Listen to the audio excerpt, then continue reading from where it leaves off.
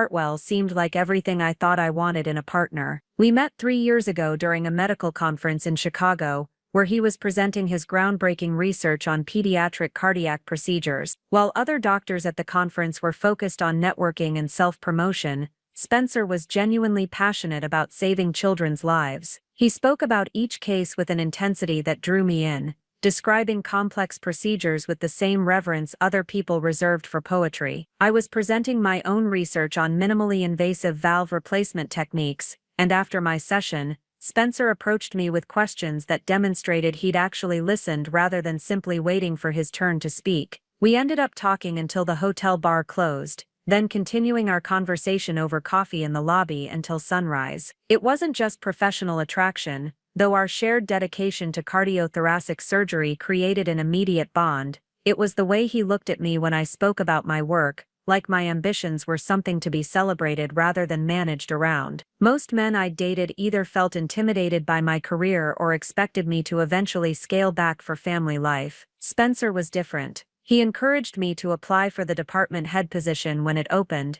helped me prepare for the interview, and celebrated harder than I did when I got the promotion. When he proposed 8 months later, he said he wanted to build a life with someone whose dreams were as big as his own. Our wedding was small but perfect, held at the Botanical Gardens in Seattle on a crisp October morning. Spencer's parents flew in from Portland, where his father was a retired surgeon and his mother taught nursing at Oregon Health Sciences University. They seemed to genuinely like me, though I noticed they asked careful questions about my family planning timeline. Spencer always deflected these conversations gracefully, saying we were focused on our careers for now, but would start a family when the time felt right. The time felt right 18 months ago when I discovered I was pregnant. Spencer's reaction was everything I'd hoped for, pure joy mixed with the methodical planning that made him such an excellent surgeon. He immediately started researching the best pediatricians in Seattle, converted our guest room into a nursery with built-in bookshelves that he assembled himself,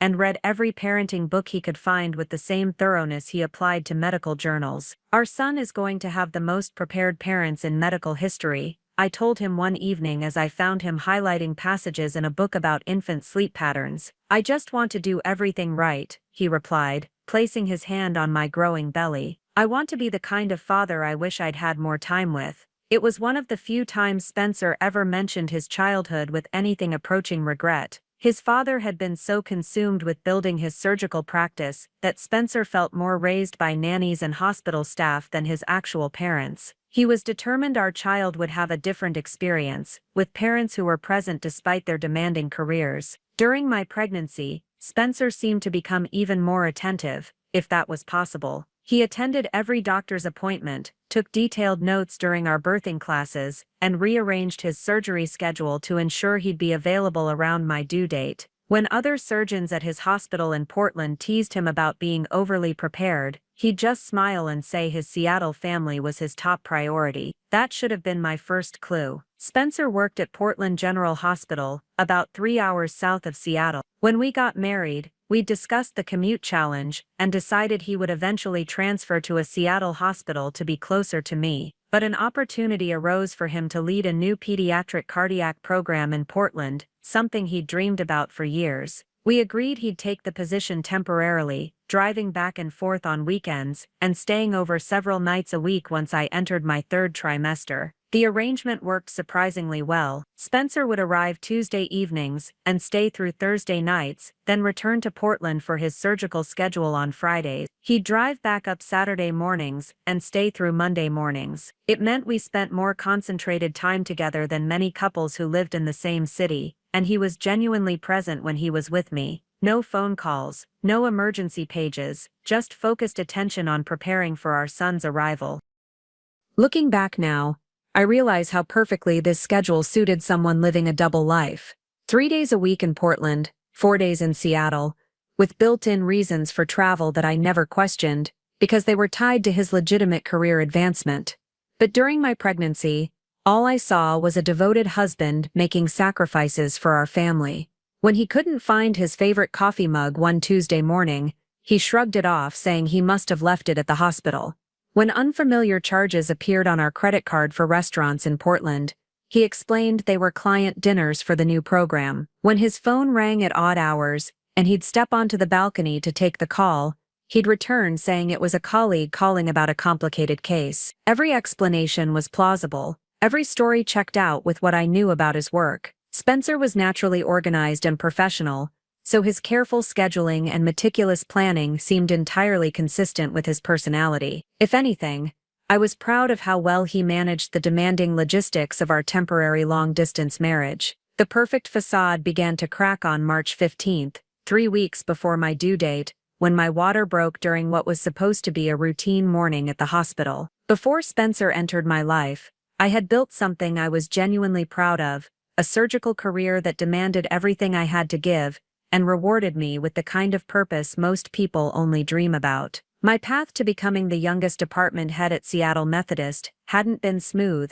but every obstacle had taught me something valuable about persistence and precision. I grew up in Burlington, Vermont, where my father ran a small family practice, and my mother taught high school biology. They were supportive but practical people who encouraged my interest in medicine while warning me about the challenges women faced in surgery. "You'll have to be twice as good to get half the recognition," my mother told me, when I announced my intention to pursue cardiothoracic surgery. "But if anyone can do it, you can." Medical school at Johns Hopkins was brutal but exhilarating. I thrived on the competition and the complexity, particularly drawn to cases where split-second decisions could mean the difference between life and death. My professors noticed my steady hands and unflappable demeanor under pressure. Dr. Elena Rodriguez, the chief of cardiothoracic surgery, became my mentor, and eventually helped me secure a residency at Seattle Methodist. The residency years tested every limit I thought I had. 100-hour weeks, learning procedures that required both physical stamina and mental precision, navigating the subtle and not-so-subtle ways some colleagues questioned whether a woman belonged in their OR. I responded by outworking everyone, studying cases until I could perform procedures in my sleep, and maintaining the kind of professional composure that eventually earned their respect. My breakthrough case came during my 4th year of residency. A 6-year-old girl named Emma Chen was brought in with a rare congenital heart defect that required an experimental surgical approach. The attending surgeon was stuck in traffic due to a major accident, and Emma was deteriorating rapidly. Dr. Martinez, the senior resident supervising me, made the call that would define my career. "Olivia, you've studied this procedure more than anyone. We can't wait. Are you ready?"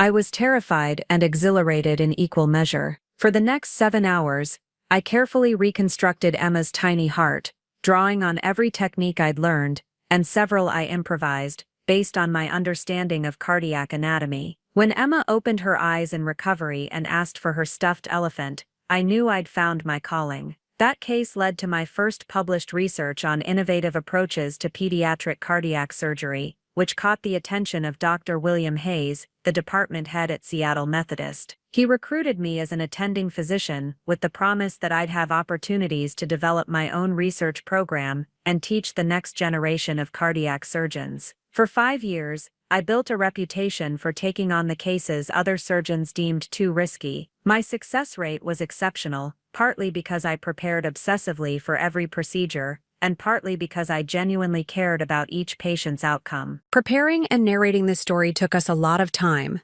so if you are enjoying it, subscribe to our channel. It means a lot to us. Now back to the story. When Dr. Hayes announced his retirement last year, I wasn't surprised to be offered his position, but I was honored by the confidence my colleagues showed in supporting my appointment. The promotion brought new challenges, administrative responsibilities, budget management, and the delicate politics of running a department full of brilliant, ego-driven surgeons. But it also gave me the platform to implement changes I'd been envisioning for years: more collaborative treatment planning, better support for residents dealing with the emotional toll of surgery, and research initiatives focused on improving outcomes for underserved populations. By the time I met Spencer, I was genuinely happy with my life. Busy, certainly, and sometimes lonely, but fulfilled in ways that made the sacrifices feel worthwhile. I had a beautiful condo overlooking Elliott Bay, a career that challenged me daily, and the kind of financial independence that meant I could make decisions based on what felt right, rather than what felt safe. The American Association of Cardiothoracic Surgery's annual conference in Chicago was one of those professional obligations I actually enjoyed. 3 days of presentations, networking, and learning about cutting-edge developments in my field. This particular year, I was presenting research on a new valve replacement technique that reduced recovery time by 40%, work I'd been developing for 2 years. My presentation was scheduled for Saturday afternoon in the main auditorium. I'd practiced until I could deliver it flawlessly, but I still felt the familiar pre-presentation nerves as I checked my slides one final time. The auditorium was packed with some of the most respected cardiac surgeons in the country, and I knew this research could establish me as a thought leader in minimally invasive techniques. The presentation went better than I'd hoped. Questions from the audience were engaged rather than challenging, and several colleagues approached me afterward to discuss potential collaborations. I was gathering my materials when a voice behind me said, "Dr. Montgomery, that was remarkable work on valve replacement. I'd love to discuss how it might apply to pediatric cases." I turned to see a man about my age with dark hair and striking green eyes, wearing a perfectly tailored navy suit that somehow made him stand out, even in a room full of well-dressed doctors. What struck me immediately wasn't his appearance, though he was undeniably handsome, but the genuine interest in his expression as he waited for my response. "Thank you," I replied, extending my hand. "I'm always interested in pediatric applications." "Spencer Hartwell," he said, shaking my hand with exactly the right pressure, firm but not aggressive. "I'm developing a pediatric cardiac program at Portland General. Your technique could be revolutionary for our younger patients, if the scaling works." Most doctors who approached me after presentations had their own agenda, wanting to discuss their research, propose collaborations that would primarily benefit them, or simply network for networking's sake. Spencer asked thoughtful questions about my methodology, listened carefully to my answers, and offered insights that demonstrated he'd actually understood both the technical aspects and the broader implications of my work. "Would you like to continue this conversation over coffee?" he asked, as the auditorium began to empty. "I have some case studies I think you'd find interesting." We found a quiet corner in the hotel lobby and talked until well past midnight. Spencer showed me photos and charts from pediatric cases he'd handled, explaining each one with a combination of clinical precision and obvious emotional investment. When he described a 7-year-old boy whose life he'd saved with an innovative surgical approach, his eyes lit up in a way that reminded me why I'd chosen medicine in the first place. "It's not just about the technical achievement," he said, showing me a follow-up photo of the child playing soccer. "It's about giving kids the chance to have normal childhoods, normal futures." I found myself sharing cases I rarely discussed outside medical journals, the ones that had kept me awake at night, the patients whose faces I still remembered years later. Spencer listened with the kind of attention that made me feel heard rather than simply polite. When we finally said goodnight, he handed me his business card with a handwritten note on the back. "I'd love to learn more about your research, and about you." The morning after our Chicago conversation, I found myself doing something completely out of character, checking my phone every few minutes to see if Spencer had texted. By noon, I was questioning whether I'd misread the connection between us. Then my phone buzzed with a message that made me smile despite myself. "Still thinking about your valve technique. Also still thinking about you. Dinner tonight if you're free?" That dinner stretched into a walk along Lake Michigan, then coffee at a 24-hour diner, where we talked until the sun came up. Spencer was unlike anyone I'd dated before.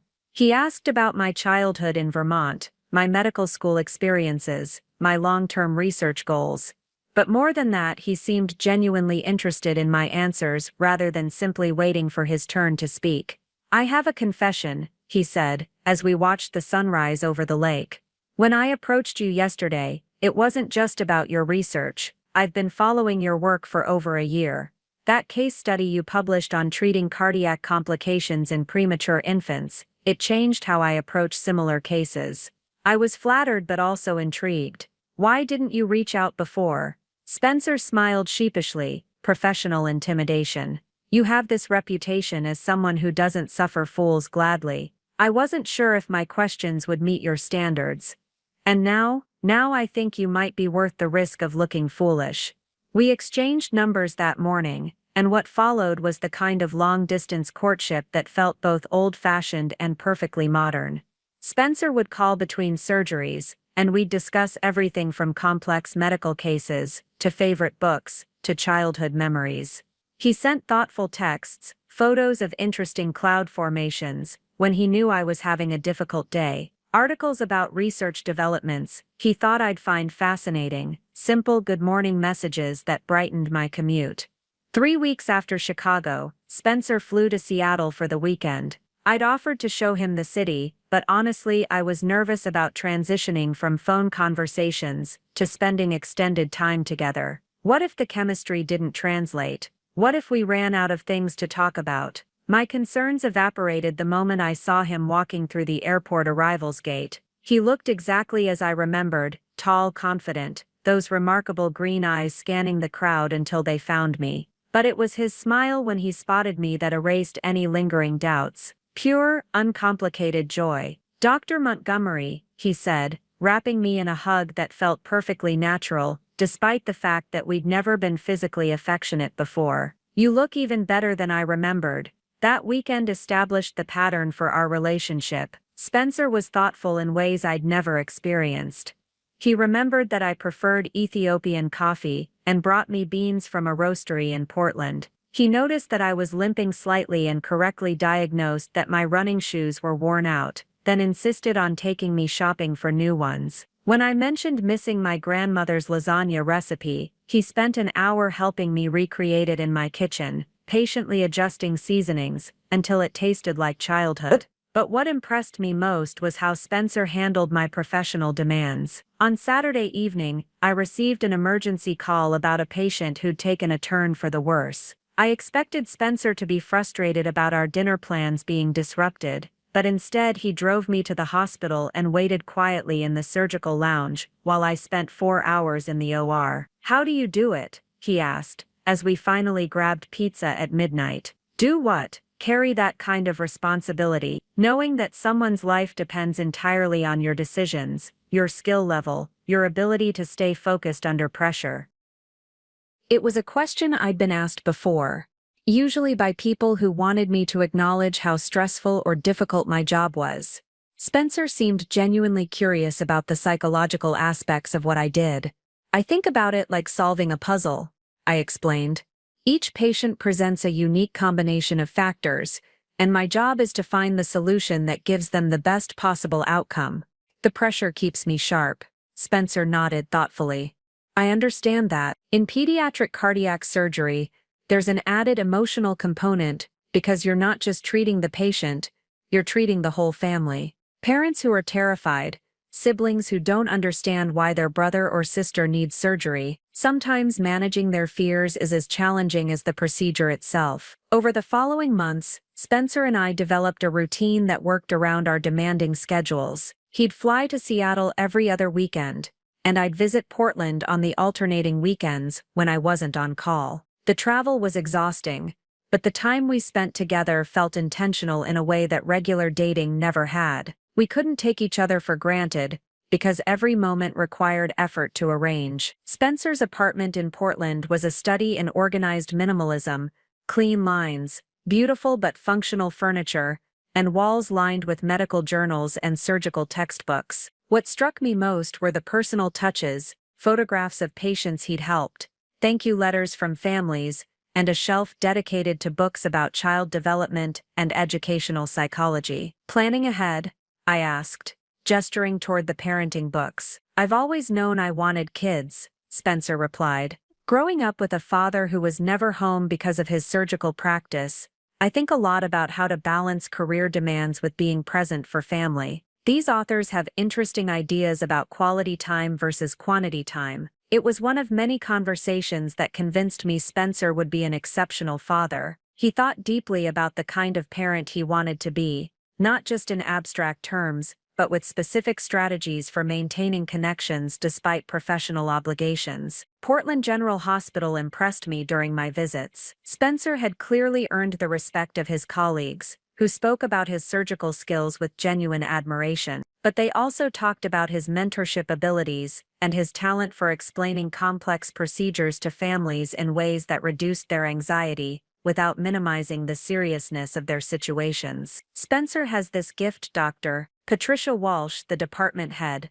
told me during a hospital tour. He can deliver difficult news with complete honesty while still maintaining hope. Parents trust him because they know he's telling them the truth, but they also feel confident that he'll do everything possible for their children. Watching Spencer work confirmed Dr. Walsh's assessment. I observed him consulting with parents whose 8-year-old daughter needed a complex heart repair. Spencer explained the procedure using simple analogies, drew diagrams to illustrate what he'd be doing, and answered every question with patience and clarity. When the mother started crying, Spencer handed her tissues and waited quietly until she was ready to continue the conversation. "That's exactly how I want to be treated when I'm the patient," I told him later. "It's how everyone deserves to be treated," Spencer replied. "Medicine is intimidating enough without doctors making it worse by being condescending or rushed." After 8 months of long-distance dating, Spencer brought up the future during one of my Portland visits. We were cooking dinner together in his kitchen when he said,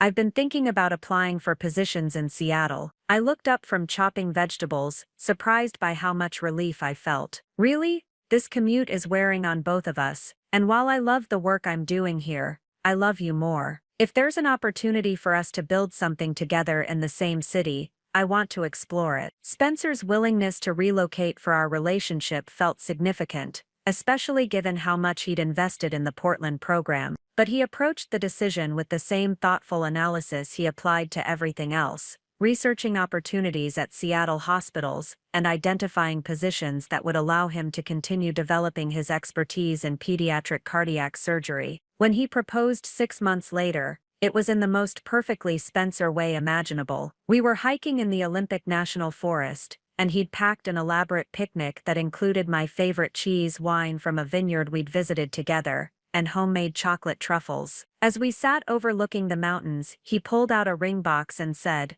"Olivia, you make me want to be the best version of myself, both professionally and personally. Will you marry me?" The ring was perfect, a classic solitaire setting with a diamond that caught the afternoon light beautifully. But what moved me most was the way Spencer's hands shook slightly as he slipped it onto my finger, revealing how much my answer mattered to him despite his confident proposal. "Yes," I said, and meant it completely. Our wedding in October was everything I'd dreamed of: intimate, elegant, and perfectly orchestrated. We chose the Seattle Japanese Garden, with its stunning fall foliage providing a backdrop that felt both romantic and serene. Spencer's parents flew in from Portland, and I was struck by how warmly they welcomed me into their family. His father, Dr. Marcus Hartwell, was a distinguished-looking man who shared Spencer's green eyes and careful way of speaking. His mother, Carrie Hartwell, was a retired pediatric nurse who immediately understood the demands of our profession and seemed genuinely excited about having another medical professional in the family. "Spencer has talked about you nonstop for months," Carrie told me during the rehearsal dinner.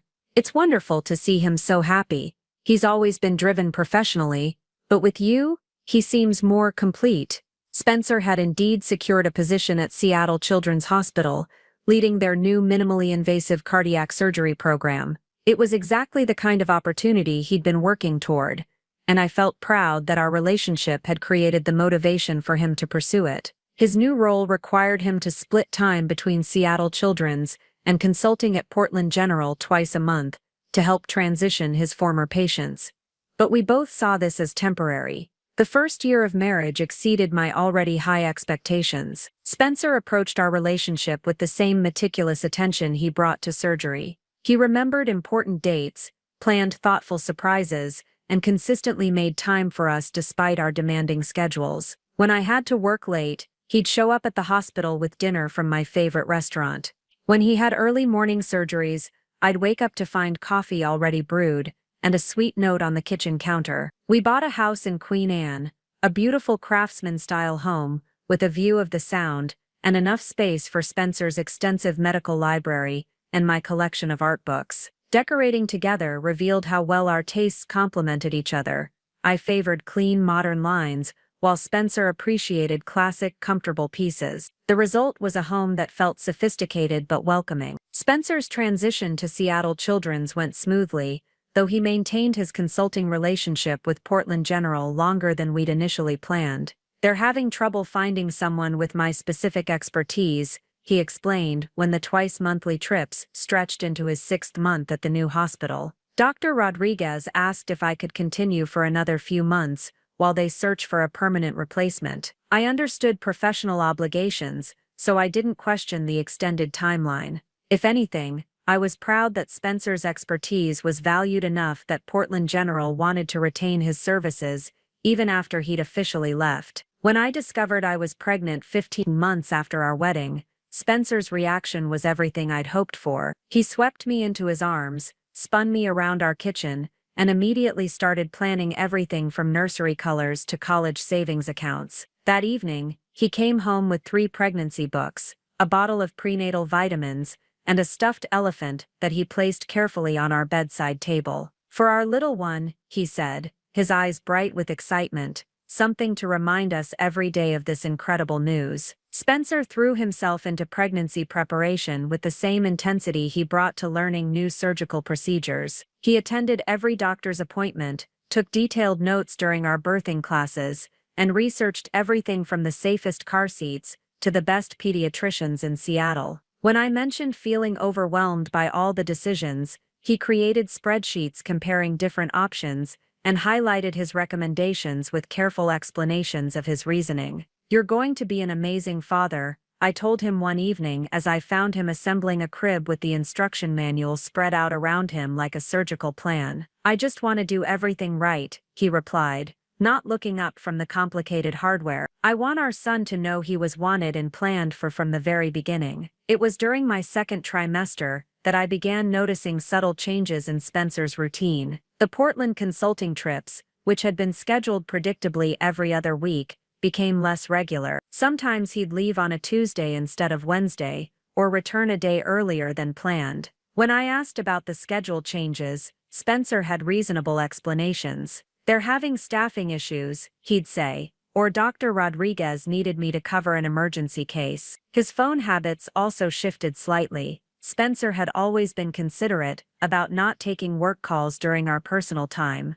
but he began stepping out of the room more frequently when his phone rang. He'd return a few minutes later, with brief explanations about patient consultations or scheduling coordination. "Sorry, that was the Portland team about tomorrow's case," he'd say, slipping his phone back into his pocket. "You know how complicated it gets when you're managing patients at 2 different hospitals." I did know, actually. My own position required constant coordination between different departments, so Spencer's increased phone time seemed entirely reasonable. If anything, I appreciated that he was trying to keep work conversations from interrupting our evening together. The changes were so gradual and so well explained that I barely registered them as unusual. Spencer was still attentive, still excited about the pregnancy, still the thoughtful husband who brought me ginger tea when morning sickness hit or rubbed my feet after long days in surgery. If he seemed slightly more distracted sometimes, or if he double-checked his schedule more frequently than before,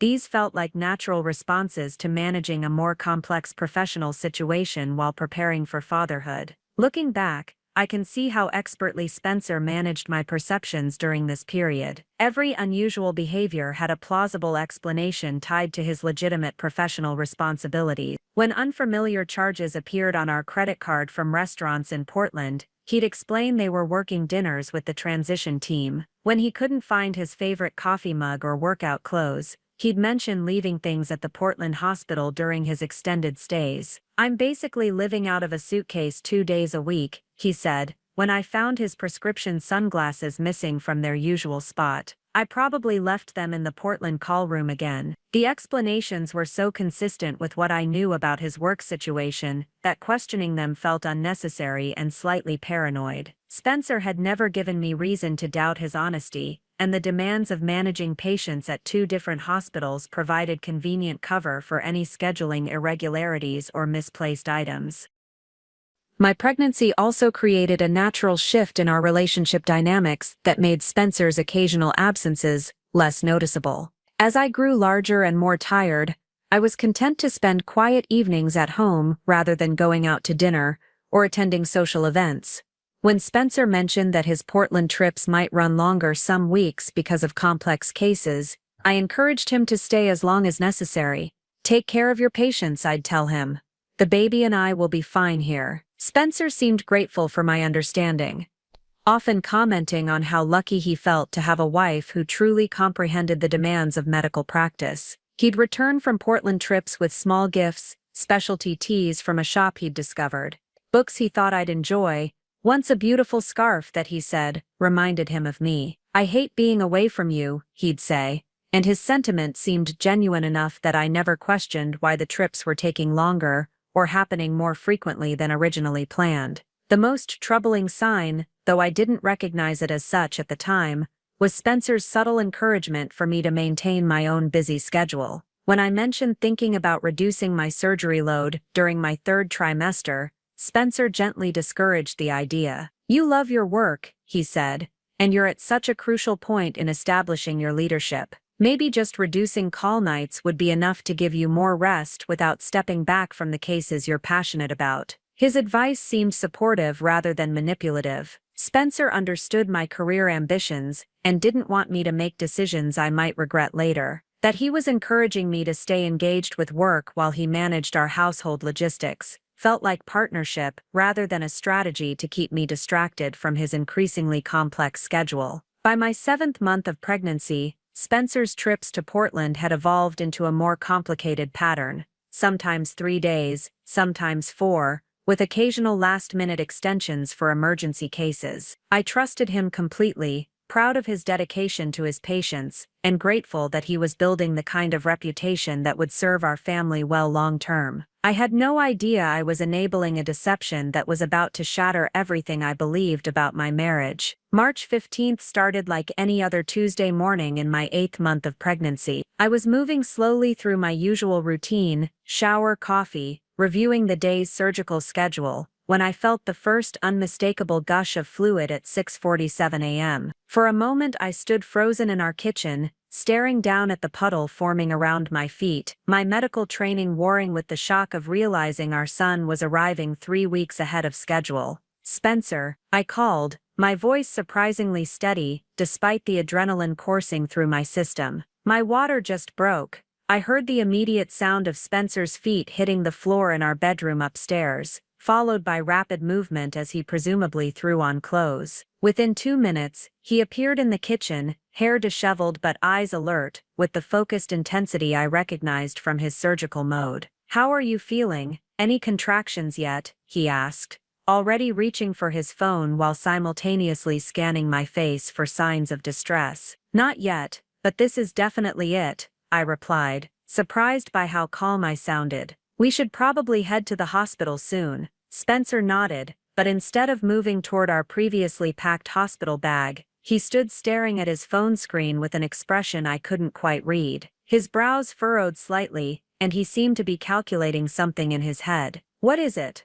I asked, recognizing the look he got when weighing complex decisions. "I just got an urgent page from Portland," he said, still looking at his phone. "There's a critical situation with the 8-year-old I operated on last month. Severe complications that require immediate surgical intervention, and Dr. Rodriguez says they need me specifically because I'm the only one familiar with the unique approach we used." I felt the first twinge of what might have been a contraction, though it was hard to distinguish from the general discomfort I'd been experiencing for weeks.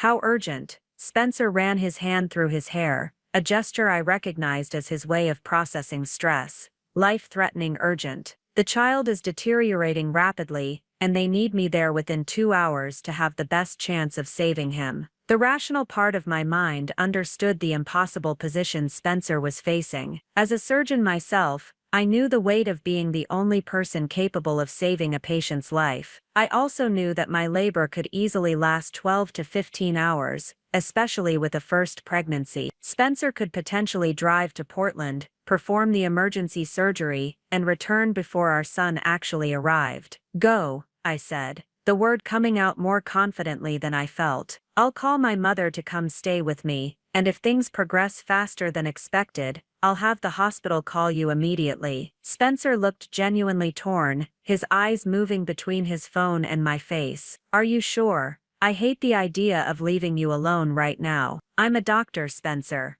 I understand medical emergencies, and I understand that a child's life is at stake. Besides, I added, attempting lightness, labor with first babies usually takes forever. You'll probably be back before anything exciting happens. Spencer stepped forward and wrapped me in a careful hug, mindful of my belly. I love you so much, Olivia. I promise I'll be back as soon as humanly possible. This is just one of those terrible timing situations that we'll laugh about later. Just save that little boy, I replied, meaning it completely. Our son will understand that his father is a hero. Spencer grabbed his emergency travel bag, something he'd started keeping packed for urgent Portland calls, and kissed me with an intensity that suggested he was genuinely struggling with the decision to leave. At the door, he turned back one more time. Call me the moment anything changes. I don't care if I'm in surgery, they'll get me out if you need me.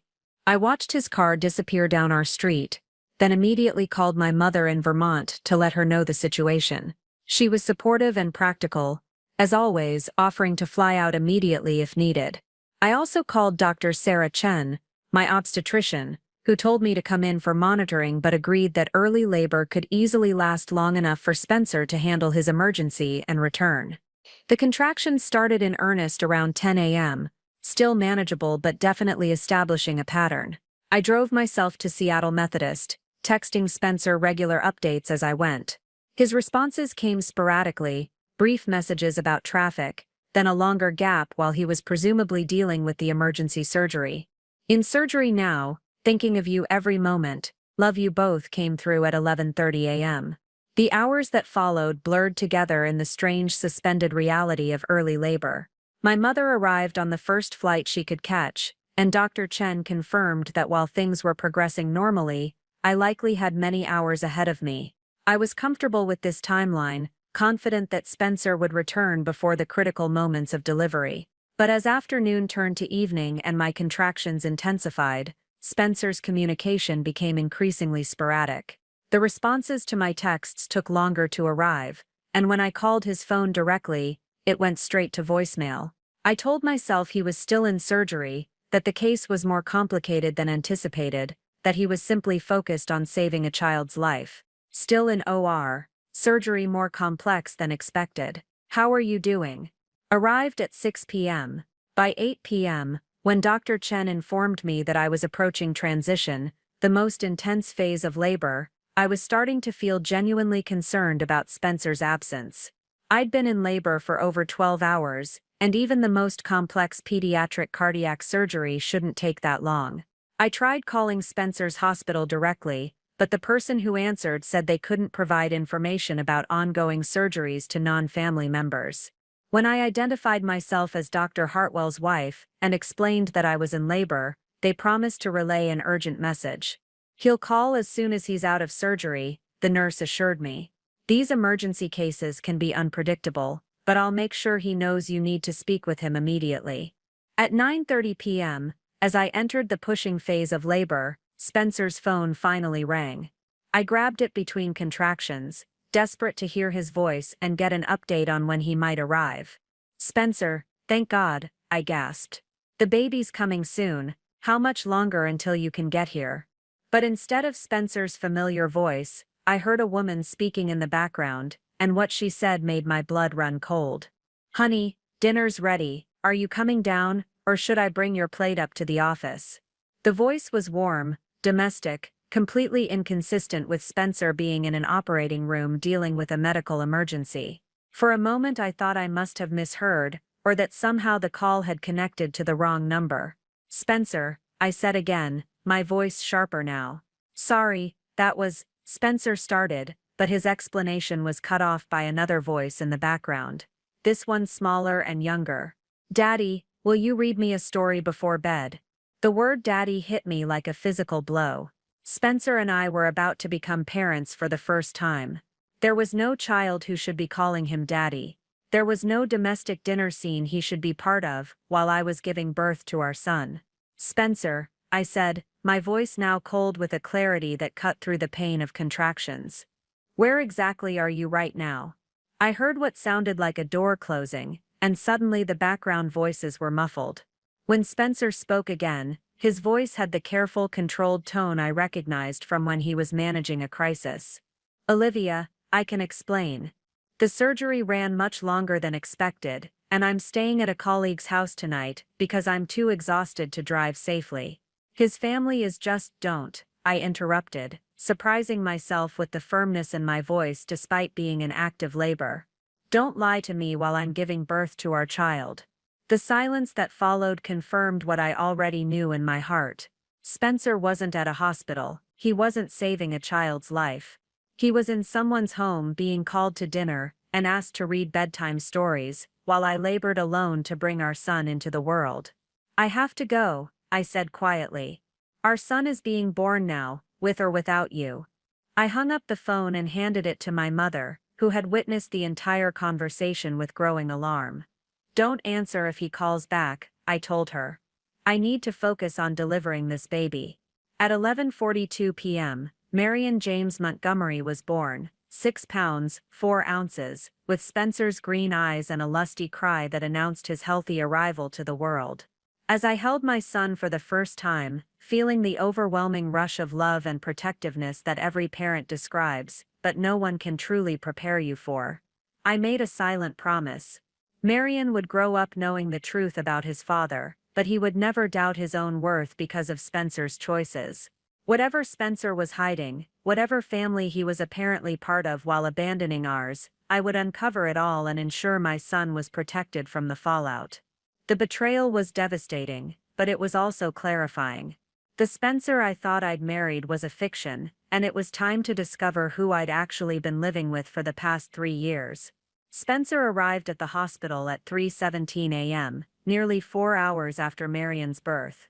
I was awake, holding our son and trying to process the seismic shift that had occurred, not just in becoming a mother, but in discovering that my husband had been somewhere else entirely during the most important moment of our lives together. When Spencer walked into the room, his appearance told a story that didn't match his supposed emergency surgery narrative. His clothes were wrinkled but not surgical scrubs. His hair looked like he'd been sleeping, not standing over an operating table for 15 hours. Most tellingly, he smelled faintly of unfamiliar laundry detergent, a clean floral scent that was nothing like the unscented hypoallergenic brand we used at home. Olivia, he breathed, his eyes immediately going to Marion sleeping in my arms. I'm so sorry I missed it. The surgery was incredibly complex, and then I was so exhausted I couldn't safely make the drive back. I studied his face as he spoke, noting the genuine emotion in his voice when he looked at our son, but also the careful way he avoided making direct eye contact with me. Spencer had always been an honest person, or so I'd believed, and he was clearly struggling with whatever lie he was trying to maintain. Whose house did you stay at? I asked quietly, not wanting to wake Marion, but needing to hear how Spencer would elaborate on his story. Dr. Rodriguez's, Spencer replied quickly.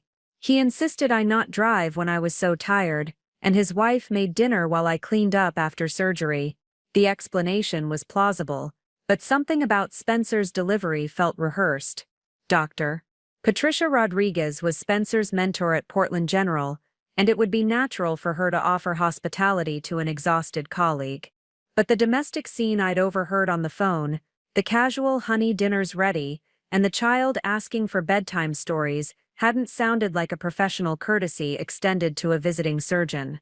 Can I hold him? Spencer asked, and I saw his hands tremble slightly as I transferred Marion to his arms. Whatever else was happening, Spencer's love for our son was unmistakably real. His eyes filled with tears as he looked down at Marion's tiny face, and he whispered, "He's perfect, Olivia. Absolutely perfect." For the next 3 days in the hospital, Spencer was the model of devotion. He handled diaper changes with surprising competence, brought me meals from my favorite restaurants, and seemed genuinely committed to making up for missing the birth. When friends and colleagues visited, he proudly showed off Marion and told the story of the emergency surgery that had kept him away, expressing regret but also professional obligation in a way that made everyone nod sympathetically. But I found myself watching Spencer with new eyes, noticing small details I'd previously overlooked. When his phone rang, he still stepped out to take calls, but now I paid attention to how long these conversations lasted and what mood he was in when he returned. When he mentioned needing to extend his next Portland trip by a day to follow up on his emergency patient, I noted the slight tension in his voice that suggested this wasn't a purely medical decision. Bringing Marion home marked the beginning of what should have been the happiest period of our marriage. Spencer took 2 weeks of paternity leave, during which he was attentive and helpful in ways that almost convinced me I'd misinterpreted the strange phone call during labor. He got up for middle-of-the-night feedings, researched everything from sleep schedules to developmental milestones, and seemed genuinely enthusiastic about every aspect of fatherhood. I never knew I could love someone this much this instantly, he told me one evening as we watched Marion sleep in his bassinet. It's like my heart suddenly got bigger. These moments of authentic connection made me question my suspicions. Spencer's love for Marion was clearly genuine, and his care for me during recovery seemed motivated by real concern rather than guilt. Maybe the strange phone call had been exactly what he'd explained, an exhausted colleague staying with a mentor's family after a difficult surgery. But when Spencer returned to work and resumed his Portland consulting schedule, the patterns that had seemed normal during my pregnancy began to feel more pointed. His trips, which had been predictably every other week, became irregular again. He'd mentioned needing to travel on unexpected days, or staying longer because of patient complications. The transition to the new surgeon is taking longer than expected, Spencer explained when his standard 2-day trip extended to 4 days. Rodriguez needs me to be available for follow-up consultations with the families I worked with. The explanation made professional sense, but I found myself paying closer attention to Spencer's behavior before and after these trips. He was more careful about packing, double-checking that he had everything he needed. He started keeping a separate phone charger in his travel bag, claiming his regular one had broken during a particularly busy period at the hospital. "You're being very organized," I commented one evening as I watched him methodically pack for what should have been a routine consulting trip. "Sleep deprivation is making me forgetful," Spencer replied with a smile. "I figure if I pack the same way every time, I'm less likely to leave something important behind." His reasoning was logical, but something about the precision of his packing felt different from Spencer's usual efficient but relaxed approach to travel. What concerned me most were the subtle changes in Spencer's phone habits. During my pregnancy, his increased phone time had seemed tied to managing patients at 2 hospitals. But now, with Marion requiring so much attention and Spencer supposedly transitioning away from his Portland responsibilities, the private phone conversations continued. Spencer would step onto our back deck or into his home office, speaking in low tones that made me strain to hear even when I wasn't intentionally listening. When I asked about these calls, his explanations varied. "Insurance coordination for one of my Portland patients," he'd say, or consulting on a case with Dr. Rodriguez, or hospital administration issues that are boring but necessary. Each explanation was plausible in isolation, but the frequency of these private conversations seemed excessive for someone who was supposedly reducing his involvement with Portland General. Spencer had always been considerate about not taking work calls during family time, but now these interruptions were becoming routine. One evening, while Spencer was giving Marion a bath, his phone rang on the kitchen counter. I glanced at the screen and saw a name I didn't recognize. Eva M. The call went to voicemail, and when Spencer emerged from the bathroom with a freshly diapered Marion, I mentioned it casually.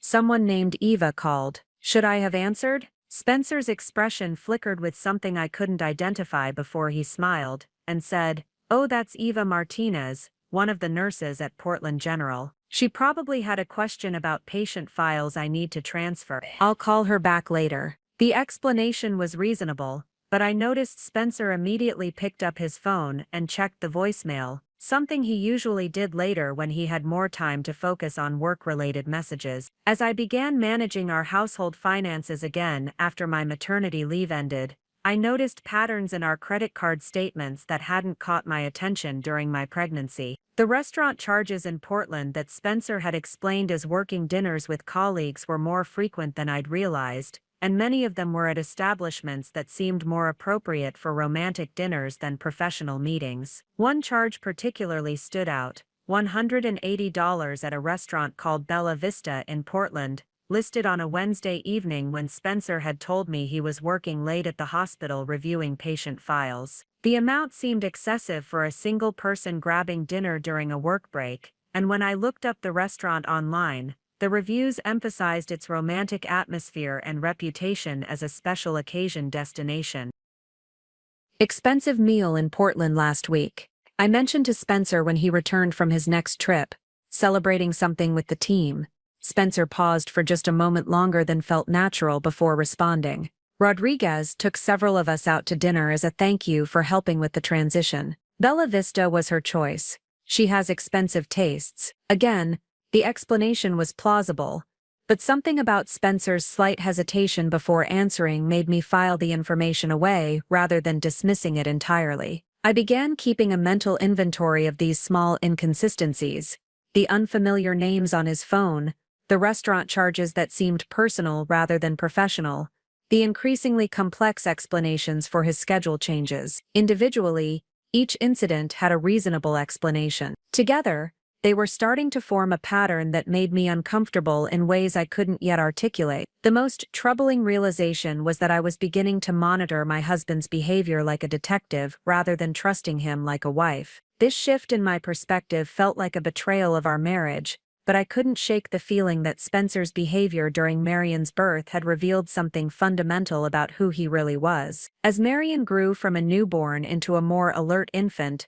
I found myself wondering what kind of father he was truly getting, and what kind of marriage I was actually living in. Marion's first serious illness hit when he was 4 months old, on a Thursday evening that began like any other. Spencer was in Portland for what had become his regular weekly consulting trip, scheduled to return Friday afternoon. I was reviewing surgical notes from the day when I noticed Marion felt unusually warm during his evening feeding. The thermometer confirmed my fears: 102.8 degrees. For an infant Marion's age, any fever over 100.4 required immediate medical attention. I called our pediatrician's after-hours line, while simultaneously trying to reach Spencer, my hands shaking as I juggled the phone and a crying, feverish baby. Spencer's phone went straight to voicemail. I tried 3 more times with the same result, growing increasingly frustrated and worried. Finally, I left a message: Spencer, Marion has a high fever and I'm taking him to the emergency room. Please call me back immediately. The drive to Seattle Children's Hospital felt endless, with Marion crying inconsolably in his car seat. I kept glancing at my phone, expecting Spencer to call back, but it remained silent. By the time we reached the emergency room, Marion's fever had climbed to 103.2, and the triage nurse immediately took us back for evaluation. Dr. Amanda Foster, the pediatric emergency physician, was thorough and reassuring as she examined Marion. Fevers in infants this young are always concerning, but he's alert and responsive, which is encouraging. We'll run some tests to determine the cause, but try not to panic. I appreciated her calm professionalism, but as we waited for test results, I became increasingly agitated about Spencer's continued silence. It was now nearly 9 p.m., and I'd been trying to reach him for over 2 hours. Even if he was in surgery, the hospital should have been able to get him an urgent message about his son's emergency. At 9:45 p.m., my phone finally rang. Spencer's name appeared on the screen, and I answered before the first ring finished. Spencer, thank God. Marion has a fever of 103, and we're in the emergency room at Children's. Where have you been?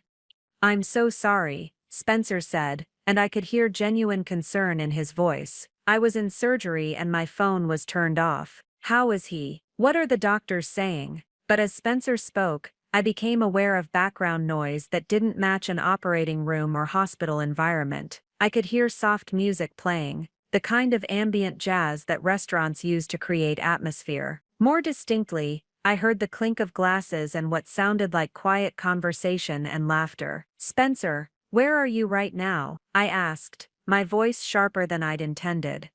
"I'm at the hospital," he replied quickly. "I just got out of surgery and I'm in the break room getting something to eat before I drive back to Seattle." But even as he spoke, I heard a woman's voice in the background saying something that made my blood run cold. "Should I order dessert for us, or are you too tired?" The word us hung in the air between Spencer and me like a challenge. There was no us that should exist in Spencer's world while our son was in the emergency room. There was no casual dessert conversation that belonged in a hospital break room during a medical emergency. "Spencer," I said, my voice deadly calm despite the chaos of emotions coursing through me.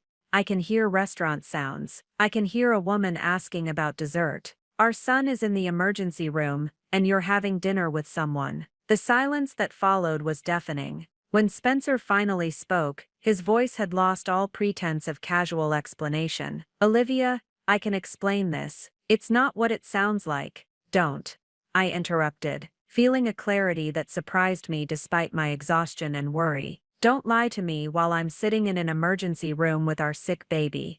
Just tell me when you'll be here." "I'm leaving right now," Spencer said. "I'll be there in 3 hours. Kiss Marion for me, and tell him Daddy's coming." I hung up without responding, and sat staring at my phone in the harsh fluorescent lighting of the pediatric emergency room. The conversation had confirmed what I'd been suspiciously avoiding for months. Spencer was lying to me about where he was and who he was with during his Portland trips. Dr. Foster returned with Marion's lab results as I was trying to process the implications of Spencer's phone call. "Good news," she said, settling into the chair beside Marion's examination bed. "His blood work looks normal, and I think we're dealing with a viral infection that should resolve on its own. His fever is already starting to come down with the medication we gave him." I felt overwhelming relief about Marion's health, followed immediately by fresh anger at Spencer's absence during what had been the most frightening few hours of my life as a mother. "When will my husband be here?" Dr. Foster asked, noting the space for a second parent signature on Marion's discharge papers. "He's driving from Portland," I replied, trying to keep my voice neutral. "He should be here in a few hours." Dr. Foster nodded sympathetically. "Long-distance medical work is challenging for families. We see it often with doctors who consult at multiple hospitals." Her assumption that Spencer was engaged in legitimate medical work, while I'd heard clear evidence of a dinner date, made me feel complicit in his deception. I found myself wondering how many times I'd unknowingly provided cover for Spencer's lies by accepting his explanations without question. Spencer arrived at the hospital at 1:30 a.m., looking genuinely distraught as he rushed into Marion's room. His concern for our son was unmistakably real. He immediately picked up Marion, checked his temperature, and asked detailed questions about the evening's events and Dr. Foster's assessment. "Thank God he's okay," Spencer said, holding Marion close. "I was terrified during the entire drive here." Watching Spencer with Marion, I felt the familiar cognitive dissonance that had been plaguing me for months. His love for our son was authentic, his medical knowledge was clearly extensive, and his concern seemed genuine. Yet I knew with absolute certainty that he'd been having dinner with another woman while our son was sick. "Spencer," I said quietly, not wanting to wake Marion, who had finally fallen asleep in his father's arms. "We need to talk about where you actually were tonight." Spencer's body tensed slightly, but he continued gently rocking Marion. "I told you I was at the hospital. I heard restaurant sounds. I heard a woman asking about dessert. I heard jazz music and conversation, and nothing that belongs in a hospital break room." Spencer was quiet for a long moment, and I watched him weigh his options. Finally, he sighed and met my eyes. "You're right, I wasn't at the hospital. I was having dinner with Eva Martinez, the nurse I mentioned before, but it wasn't what you're thinking." "What am I thinking, Spencer?" "That I'm having an affair, that I'm cheating on you." He shifted Marion to one arm and reached for my hand with the other. "Eva is going through a difficult divorce, and I've been providing emotional support as a friend. Tonight was supposed to be a quick dinner to help her process some legal documents, but it ran longer than expected." The explanation was delivered with Spencer's characteristic sincerity, and part of me wanted desperately to believe it. The alternative, that my husband was systematically deceiving me, was too devastating to fully accept. "Why didn't you just tell me that?" I asked. "Why the elaborate story about surgery and hospital break rooms?" Spencer looked down at Marion, then back at me. "Because I knew how it would sound. A married man having dinner with another woman while his wife is home with their baby. I knew you'd worry unnecessarily about something that's completely innocent." Spencer's explanation was plausible, and his delivery was convincing. But something fundamental had shifted during Marion's illness. For the first time in our marriage, I'd caught Spencer in an outright lie, and his justification, protecting me from unnecessary worry, felt like a rationalization rather than a valid reason. As we drove home from the hospital with Marion sleeping peacefully in his car seat, I found myself analyzing every aspect of Spencer's story. If Eva Martinez was going through a divorce and needed professional guidance, why was Spencer the appropriate person to provide it? Why did their dinner require the kind of ambient restaurant setting I'd heard in the background? And most importantly, why had Spencer's first instinct been to lie, rather than simply explain the situation honestly? "I love you, Olivia," Spencer said, as we pulled into our driveway. "I know tonight was confusing and scary, but I need you to know that you and Marion are the most important things in my life." "I love you too," I replied automatically, but the words felt hollow in a way they never had before. That night, as I lay awake listening to Marion's steady breathing through the baby monitor, and Spencer's deep sleep beside me, I made a decision that would change everything. I was going to start paying much closer attention to Spencer's behavior, his schedule, and his explanations. If he was truly just helping a colleague through a difficult time, then my increased vigilance would confirm his innocence and restore my peace of mind. But if Spencer was hiding something more significant, I needed to know what it was before our family suffered any more damage from his deception. The fever crisis had been a breaking point, not just because of Marion's illness, but because it had forced me to confront the growing evidence that my husband was living a double life. Whatever the truth was, I was going to uncover it. The week following Marion's fever crisis passed in a strange state of hypervigilance. Spencer seemed to sense my increased scrutiny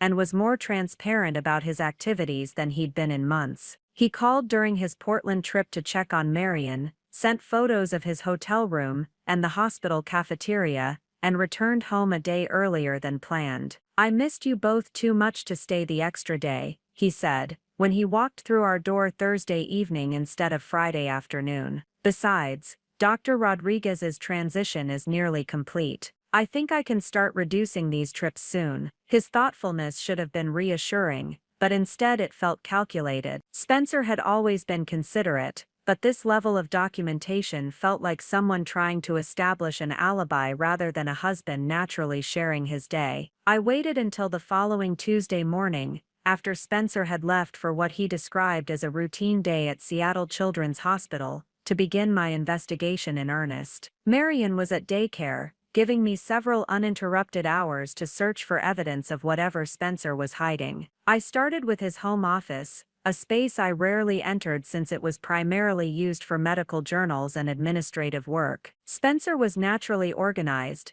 but as I systematically went through his desk drawers, I noticed a level of compartmentalization that seemed excessive even for someone with his methodical tendencies. In the bottom drawer I found a folder labeled Portland Consulting that contained copies of his official contracts and correspondence with Portland General Hospital. But tucked behind these legitimate documents was a smaller folder containing receipts that told a different story from the one Spencer had been sharing with me. The receipts painted a picture of someone living a much more personal life in Portland than professional consulting would require. There were charges for grocery stores, not just restaurants. A receipt from a pharmacy for children's fever reducer, dated 2 weeks before Marion's illness. Most damning, a receipt from a toy store for items that had never appeared in our home, a wooden puzzle for ages 2–3 and a picture book called Daddy's Little Helper. My hands trembled as I photographed each receipt with my phone, creating evidence of what was becoming an undeniable pattern. Spencer wasn't just having dinner with a colleague going through a divorce.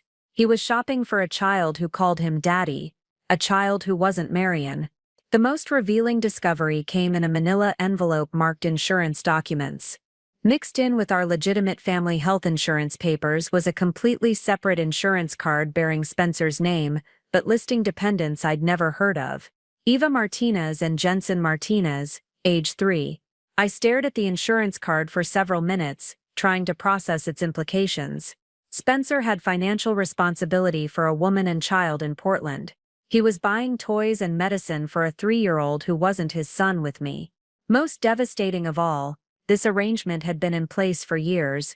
The insurance card was dated 2 years before Marion's birth. Spencer's laptop was password protected, but I knew his habits well enough to guess his login. Marion's birth date followed by the letters LF for loving father. His email revealed the surface of a much deeper deception.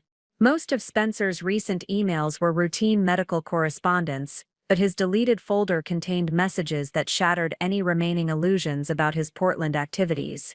Email exchanges with Eva Martinez weren't about divorce proceedings or professional consultation. They were domestic communications between partners managing a shared life. Jensen's preschool wants to meet with both parents about his reading progress. Can you make Thursday at 3 p.m.? Eva had written 3 weeks earlier. Spencer's response, I'll adjust my schedule. Thursday visits are important for maintaining consistency with him. Another exchange from the previous month showed Spencer apologizing for missing what he called Jensen's bedtime story night because of unexpected Seattle obligations. The terminology was chilling. Spencer referred to his time with Marion and me as Seattle obligations, while his communications with Eva suggested a primary family life in Portland that he was carefully protecting from disruption. In Spencer's photos folder, I found albums labeled with medical conference names and hospital events, but also a hidden folder buried deep in his file system titled PDX Family. The photos inside documented a parallel life I could never have imagined. Spencer pushing a small boy with dark hair on a playground swing. The same child who looked remarkably like Marion but older, sitting on Spencer's lap while reading a book. Eva Martinez, a pretty woman with warm eyes and a genuine smile, serving birthday cake to Spencer and the little boy, with Happy 3rd Birthday Jensen written in blue frosting. The most devastating photo showed Spencer, Eva and Jensen dressed up for what appeared to be a family portrait session. They looked happy, natural, like a family that had been together for years. In the corner of the photo, I could see the edge of what appeared to be a Christmas tree, suggesting this image had been taken during the holidays when Spencer had told me he was attending medical conferences. Each photo was time-stamped, allowing me to cross-reference Spencer's fabricated schedule with the reality of his Portland life. The playground photo was taken on a Tuesday afternoon, when Spencer had told me he was reviewing patient files. The birthday party had occurred during a weekend, when Spencer claimed he was covering emergency surgeries for a colleague. As I methodically documented Spencer's hidden life, the magnitude of his deception became clear. This wasn't an affair that had developed recently, or a casual relationship that had gotten complicated. Spencer had been maintaining a complete second family for at least 3 years, possibly longer. The insurance documents suggested legal and financial commitments that went far beyond emotional infidelity. Spencer was supporting Eva and Jensen as dependents, which meant he had ongoing financial obligations that would explain some of the budget discrepancies I'd noticed but never questioned.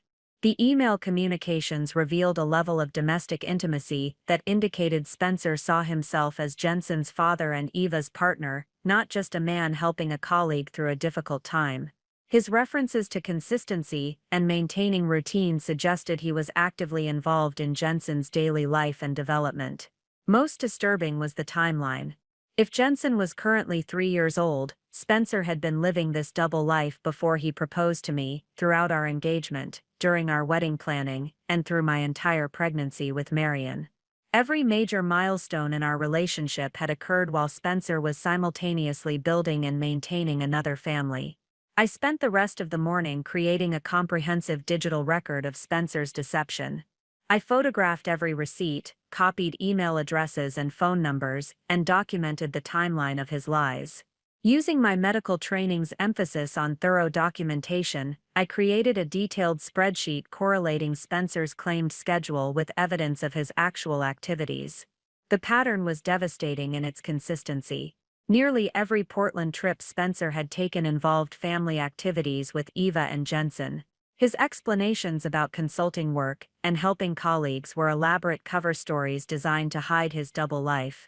As I prepared to leave Spencer's office exactly as I'd found it, I discovered one final piece of evidence that answered the question of how Spencer had managed such an elaborate deception.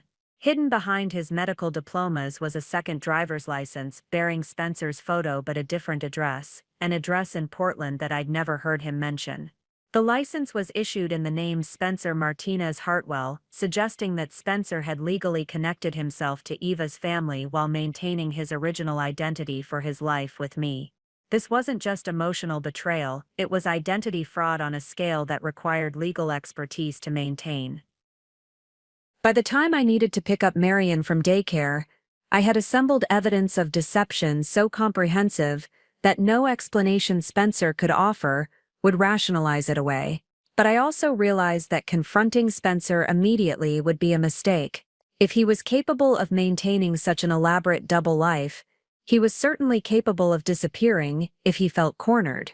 Instead, I needed professional help, legal advice about my rights and options, and investigative assistance to understand the full scope of Spencer's deception before I revealed what I'd discovered. That evening, as Spencer played with Marion in our living room, discussing his plans for the upcoming weekend in Portland, I watched him with new eyes. The man I'd married, the father of my child, was a stranger whose capacity for deception surpassed anything I could have imagined. But he'd made one critical error in his careful management of his double life. He'd underestimated his wife's intelligence and determination. Spencer thought he was managing two separate families who would never discover each other's existence. He was about to learn how wrong he'd been. Armed with the address from Spencer's second driver's license, I made a decision that would have seemed impossible just weeks earlier. I arranged for my mother to watch Marion for the weekend, telling Spencer I needed a brief getaway to visit my college roommate in Portland, a conveniently located lie that would allow me to investigate his secret life firsthand. "You deserve some time to yourself," Spencer said supportively as I packed an overnight bag. "You've been under so much stress since Marion's fever episode. A weekend with friends will be good for you." His encouragement of my trip felt like another layer of manipulation. Spencer wasn't just lying about his own activities. He was actively managing my schedule to ensure our separate lives remained compartmentalized. The address on Spencer's second license led me to a modest but well-maintained neighborhood in southeast Portland, where craftsman-style houses lined tree-covered streets. Number 2847. Maple Avenue was a pale yellow house with a small front garden and a tire swing hanging from an old oak tree. In the driveway sat Spencer's car, the same silver BMW he drove to his supposed medical consultations. I parked across the street and watched the house for over an hour, struggling with the surreal experience of spying on my own husband's life. At 3:30 p.m., Spencer emerged from the front door holding hands with a small boy who was unmistakably Jensen from the photographs. They walked to the BMW, and Spencer carefully helped the child into a car seat that was clearly a permanent installation, not the temporary arrangement Spencer would need for occasional babysitting. 20 minutes after they left, I approached the house and rang the doorbell. Eva Martinez answered, and seeing her in person confirmed what the photos had suggested. She was beautiful, warm, and completely unaware that Spencer had another family. "Can I help you?" she asked pleasantly, noting my obvious nervousness. "I'm looking for Spencer Hartwell," I said, using his original surname, rather than the hyphenated version I'd discovered. Eva's expression shifted to confusion. "I'm sorry, I don't know anyone by that name. Are you sure you have the right address? Maybe Spencer Martinez." I tried, watching her face carefully. "Oh, Spencer," she said, brightening immediately. "He's at the store with Jensen, but they should be back soon. Are you a colleague from the hospital?" I took a deep breath, knowing that what I was about to say would devastate this woman just as thoroughly as Spencer's deception had shattered my own world. "I'm Spencer's wife," I said quietly. "His other wife. We need to talk." Eva stared at me for several seconds, processing words that made no logical sense. "I'm sorry, what did you say?" Spencer has been married to me for 3 years. We have a 4-month-old son named Marion. I discovered evidence of your family this week, and I needed to see for myself what he's been hiding. Eva's face went through a rapid series of emotions, confusion, disbelief, and then a dawning horror as she began to understand the implications of my presence at her door. "That's impossible," she whispered. "Spencer and I have been together for 4 years. We live together. Jensen is his son." I pulled out my phone and showed her photos of Spencer with Marion, our wedding pictures, and the insurance documents I'd discovered. Eva examined each image with shaking hands, her face growing paler with each piece of evidence. "Would you like to come inside?" she asked, finally, her voice hollow. "I think we need to have a longer conversation." Over the next 2 hours, Eva and I constructed a timeline that revealed the staggering scope of Spencer's deception. Eva had met Spencer 4 years earlier, when Jensen, then 2 years old from a previous relationship, had required emergency cardiac surgery at Portland General. Spencer had been the surgeon who saved Jensen's life, and their relationship had developed from grateful patient family to romantic involvement. Spencer told me he'd been married before but divorced. Eva explained, showing me family photos that documented their life together. He said his ex-wife couldn't handle the demands of his medical career, and that he was committed to never putting work before family again. According to Eva, Spencer had moved in with her and Jensen 2 years ago, around the same time he'd begun his supposed consulting arrangement with Portland General. What I'd believed was temporary part-time work was actually Spencer's primary residence and relationship. "He travels to Seattle 2 days a week for consulting work," Eva continued, her voice becoming more strained as she realized the truth. "He said the Seattle hospitals specifically requested his expertise for their pediatric program, and that it was too lucrative to turn down. The symmetry was perfect and horrifying. Spencer had told each of us that the other city represented professional obligations while our respective homes were his primary life. He'd managed to convince 2 intelligent, accomplished women that we were his priority, while systematically deceiving us both." As Eva and I compared notes, we uncovered financial arrangements that were even more complex than I'd imagined. Spencer maintained separate bank accounts for each household, but the money originated from a single source, his actual position as chief of pediatric cardiac surgery at Oregon Health Sciences University. A prestigious appointment he'd apparently held for 3 years. "He told me he got promoted to department head last year," Eva said, pulling out documents that showed Spencer's true salary and benefits package. "The position came with a significant raise that allowed us to buy this house." Neither Eva nor I had been told about Spencer's real job. I'd believed he was a consulting surgeon building toward a department head position in Seattle. Eva thought he was a Portland-based surgeon with lucrative Seattle consulting work. In reality, Spencer held one of the most respected pediatric cardiac surgery positions on the West Coast, and he'd been using the prestige and financial benefits of that role to support 2 completely separate families. The most chilling discovery came when Eva showed me Spencer's personal documents from their shared filing cabinet. Spencer had legally changed his name to Spencer Martinez Hartwell 2 years earlier, creating a hyphenated identity that allowed him to maintain legal connections to both families while keeping us ignorant of each other's existence. His Portland driver's license, bank accounts, and medical practice all used the hyphenated name, while his Seattle identity retained the original Hartwell surname. He'd essentially created 2 legal personas, each unknown to the other family. "He told me the hyphenated name was to honor Jensen's connection to our family," Eva said, tears streaming down her face.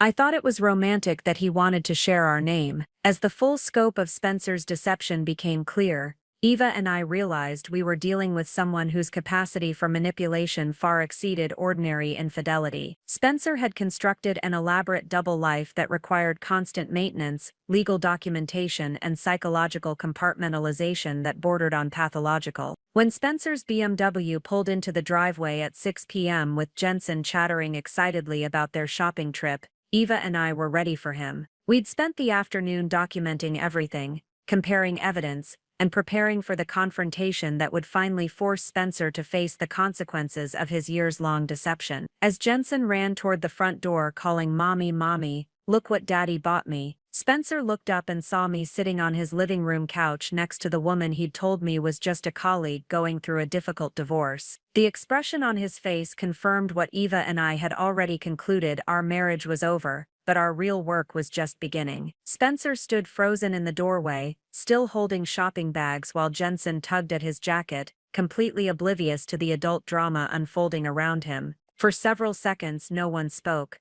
then Spencer's medical training kicked in, and he shifted into crisis management mode. "Jensen, why don't you go to your room and play with your new toys?" he said calmly, handing the boy the shopping bags. "Mommy and I need to talk with our friend." Even in this moment of complete exposure, Spencer was protecting Jensen from trauma, a consideration that made his deception somehow more complex and painful. This wasn't a man who was callous about family relationships. He was someone who cared deeply about multiple families while systematically betraying them all. After Jensen disappeared upstairs, Spencer closed the front door and turned to face Eva and me with an expression of resignation rather than surprise. "How long have you known?" he asked, directing the question to me. "About this specifically?" "Since this morning. About you lying." "Since Marion's fever last week." I kept my voice steady despite the adrenaline coursing through my system. "The real question is how long you've been planning to maintain this double life." Spencer sat down heavily in the chair across from us, suddenly looking older than his 36 years. "I never planned any of this. It just evolved.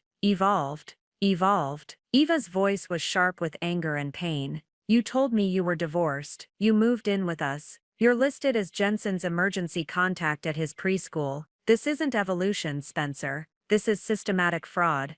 Over the next 3 hours, as Jensen played upstairs unaware that his world was about to change dramatically, Eva and I extracted the basic outline of Spencer's deception while Spencer alternated between justifications and apologies. But it quickly became clear that understanding his motivations was less important than protecting ourselves and our children from the legal and financial consequences of his actions. "We need attorneys," I told Eva during a brief moment when Spencer was upstairs putting Jensen to bed. "This isn't just marriage counseling territory. Spencer has committed fraud on multiple levels." Eva nodded, her earlier shock giving way to practical determination. "I have a lawyer friend who specializes in family law, someone who can help us understand our rights without Spencer knowing we're seeking legal advice." That evening, while Spencer paced the living room attempting to explain his behavior, Eva and I made a silent pact. We would support each other through whatever legal and emotional challenges lay ahead, recognizing that Spencer had made us unwilling allies in his deception. "I think I should go back to my hotel," I said finally, cutting off Spencer's latest attempt at rationalization. "Eva and I will need time to process this, and you need to figure out how you're going to handle the legal implications of what you've done." Spencer looked genuinely panicked for the first time since I'd confronted him. "Legal implications? Bigamy is a felony in Oregon, Spencer. Identity fraud is a federal crime. Insurance fraud carries significant penalties." I stood up, gathering my purse and the folder of evidence Eva and I had compiled. "You might want to consult with an attorney yourself." Eva and I met the following morning at a coffee shop near my hotel, both of us having slept poorly but determined to approach our situation strategically rather than emotionally. In the harsh light of day, we looked like what we were: two professional women who'd been systematically deceived by someone we'd trusted completely. "I've been thinking about this all night," Eva said, settling into the booth across from me with a legal pad covered in notes. "Spencer didn't just lie to us about each other. He lied about everything. His job, his income, his legal status, his living situation. We need to understand the full scope before we make any decisions about how to proceed." I pulled out my phone and showed Eva the photos I'd taken of Spencer's financial documents from his home office. His real salary is almost double what he told me he was making. That means there are assets and income streams we don't know about. Eva studied the bank statements and insurance documents, her expression growing more grim with each revelation. "He told me his consulting work in Seattle paid for our house down payment. If that money actually came from his primary salary, then our mortgage might be considered fraudulent." Eva's lawyer friend, Miran Chen, agreed to meet with us that afternoon on an emergency basis. A sharp woman in her early 40s who specialized in complex divorce cases, Miran listened to our story with professional composure while taking detailed notes. "This is the most elaborate case of relationship fraud I've encountered," she said, after we'd finished explaining Spencer's double life. "You're dealing with potential criminal charges, asset division across multiple households, and child custody issues that will require specialized legal expertise." Miran outlined our immediate priorities, documenting all of Spencer's assets and income sources, understanding our legal rights regarding property and support, and protecting our children from the emotional and financial fallout of Spencer's exposure. "The good news is that you've discovered this together, and are willing to cooperate," Miran continued. "Courts look favorably on parties who prioritize children's welfare over personal vendettas. The bad news is that Spencer's deception is so comprehensive that unraveling it will take months." Eva and I exchanged glances, recognizing that we were committing to a long-term partnership neither of us had wanted, but both of us needed. "What about criminal charges?" I asked. "That's complicated. Prosecuting Spencer for bigamy or fraud would be public, traumatic for the children, and might actually reduce your financial recovery if he ends up in prison, rather than working to support both families." By the end of our consultation with Miran, Eva and I had developed a clear strategy. We would work together to document Spencer's deception completely, secure our financial interests, and develop custody arrangements that prioritized our children's well-being, while holding Spencer accountable for his actions. "Our goal isn't revenge," Eva said, as we left Miran's office. "It's justice and protection." I agreed, though part of me wanted Spencer to face public consequences for his elaborate betrayal. But Marion and Jensen deserved better than having their father's crimes become tabloid fodder. That evening, I called Spencer to inform him of our decision. "Eva and I are working together on this," I told him. "We've retained legal counsel, and we're prepared to be reasonable, but only if you're completely honest about your assets, income, and legal obligations going forward." Spencer's relief was audible through the phone. "Thank you, Olivia. I know I don't deserve consideration, but I'm grateful that you're thinking about the children. Don't mistake strategy for forgiveness, Spencer. We're protecting Marion and Jensen from the consequences of your choices, but that doesn't mean you won't face them yourself." As I hung up the phone, I realized that discovering Spencer's betrayal had been devastating, but it had also connected me to Eva, a woman whose strength and practical wisdom were helping me navigate the most difficult period of my life. Spencer had created 2 families through deception, but his exposure had created an alliance that would ultimately prove more powerful than his carefully constructed lies. 3 days after our initial meeting with Miran, Eva and I realized that Spencer's deception was likely even more extensive than we'd discovered. His comfort level with maintaining such an elaborate double life suggested experience that went beyond our 2 families. "I think we need professional help," Eva said during one of our daily strategy calls. "Someone who specializes in uncovering hidden assets and investigating complex fraud cases." Miran recommended Archer Blake, a former FBI agent who now worked as a private investigator specializing in financial crimes and domestic deception. When we met him at his downtown Portland office, his professional demeanor and methodical approach immediately impressed both Eva and me. "Based on what you've described, Mr. Martinez Hartwell has demonstrated a sophisticated understanding of identity management and financial compartmentalization," Archer said after reviewing our evidence. "This level of organization typically develops over time, which suggests there may be additional relationships or financial arrangements you haven't discovered yet." The possibility that Spencer might have a third family or additional secret relationships was almost too overwhelming to consider, but Archer's expertise demanded that we investigate thoroughly. "I'll need access to all of Spencer's financial records, employment history, and personal documents," Archer continued. "I'll also run background checks using both his legal names to see what other identities or addresses might be associated with him." Eva and I provided everything we'd collected, along with Spencer's social security number, date of birth, and the various addresses we'd discovered. Archer assured us that his investigation would be discreet but comprehensive. Archer's first breakthrough came within 48 hours. Spencer's position at Oregon Health Sciences University was indeed prestigious and well compensated, but his employment history revealed a pattern of previous deception that predated both Eva and me. Dr. Martinez Hartwell has held his current position for 3 years, Archer reported during our follow-up meeting. But before that, he worked at University of California, San Francisco, for 2 years under the name Spencer Hartwell. He left that position abruptly, citing family obligations that required relocation to Oregon. The timeline was significant. Spencer had begun his relationship with Eva shortly after moving to Portland, suggesting that his job change might have been motivated by personal rather than professional reasons.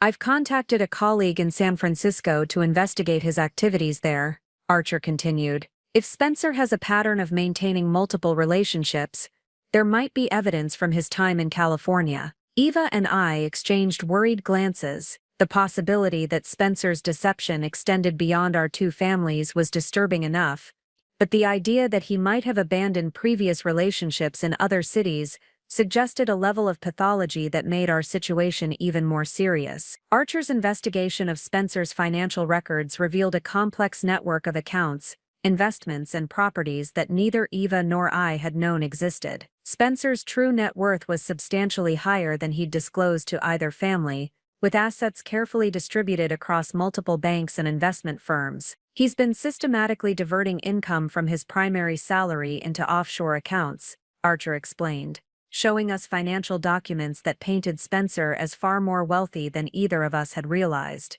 These accounts have been accumulating value for at least 4 years, suggesting he's been planning for potential exposure or exit scenarios. The offshore accounts contained nearly $800,000, money that had been siphoned from Spencer's legitimate income, while he'd convinced both Eva and me that finances were tight and required careful budgeting. He told me his student loans were still substantial, Eva said, studying the financial statements with growing anger. I've been limiting Jensen's activities and shopping at discount stores while Spencer has been hiding $750,000. My own experience was similar. Spencer had encouraged me to maintain a modest lifestyle despite my own substantial income, suggesting that his consulting work was irregular, and that we should be conservative about major purchases. Meanwhile, he'd been accumulating wealth that he'd kept completely secret from both families. Archer's San Francisco investigation yielded the most disturbing discovery yet. Spencer had indeed maintained a relationship with another woman during his time at UCSF.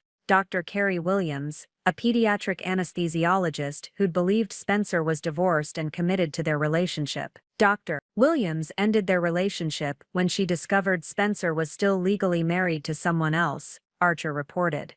She never learned the identity of Spencer's wife, but she suspected he was maintaining relationships with multiple women simultaneously. According to Archer's contact in San Francisco, Carrie had threatened to report Spencer's behavior to the hospital administration, prompting his sudden departure from UCSF and relocation to Oregon. This establishes a clear pattern, Archer concluded. Spencer systematically targets accomplished women in medical fields, convinces them he's available for serious relationships, and maintains multiple romantic connections until the deception becomes unsustainable. Eva and I realized that we weren't just victims of Spencer's recent poor judgment. We were the latest targets in a pattern of behavior that had been developing for years. Perhaps most concerning was Archer's discovery of Spencer's preparation for potential exposure. Beyond the offshore accounts, Spencer had been quietly establishing legal and financial frameworks that would allow him to disappear if his double life became public. He's maintained a post office box under a third identity,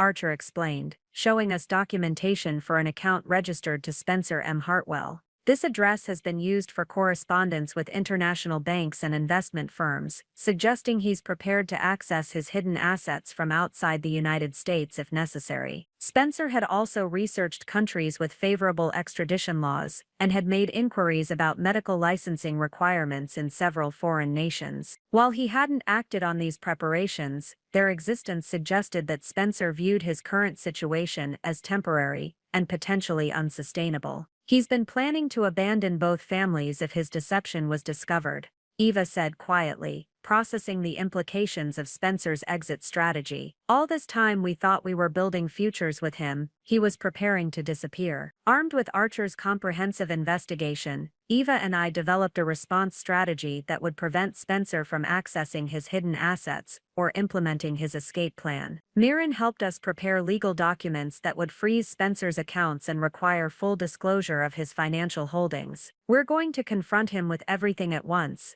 I explained to Eva as we finalized our approach. He won't have time to move money or create new deceptions if we present all the evidence simultaneously. Eva nodded, her earlier grief and confusion replaced by determined focus. He needs to understand that we know everything, not just about our two families, but about his entire pattern of behavior. We scheduled a meeting with Spencer for the following evening, telling him only that we needed to discuss the practical arrangements for moving forward. He had no idea that we'd uncovered his complete financial and romantic history, or that we were prepared to present him with evidence that would make denial impossible. The investigation phase was complete. It was time for confrontation. The night before our planned confrontation with Spencer, Eva and I met at Miran's law office to organize our evidence into an irrefutable presentation. The conference room table was covered with financial documents, photographs, employment records, and timeline charts that told the complete story of Spencer's deception. The key is controlling the narrative, Miran advised as we arranged the materials into strategic order. Spencer is skilled at creating plausible explanations for individual pieces of evidence. But when you present everything simultaneously, the pattern becomes undeniable. Eva had prepared a detailed timeline correlating Spencer's claimed activities with evidence of his actual whereabouts. The document revealed the staggering scope of his lies: family vacations he'd taken with each family on alternating weekends, medical conferences that were actually romantic getaways, and emergency surgeries that were birthday parties and school events. "Look at this," Eva said, pointing to a particularly damning section of the timeline. "The weekend he told me he was in Seattle for a medical conference, he was actually at your cousin's wedding. I have his credit card receipts from the hotel gift shop buying a last-minute wedding present." I remembered that weekend clearly. Spencer had arrived Friday evening, claiming he'd driven straight from a consulting session, but he'd known details about my family and the wedding events that he couldn't have learned from a quick phone conversation. Miran had prepared a comprehensive legal strategy that would maximize our leverage while protecting both children from the fallout of Spencer's exposure.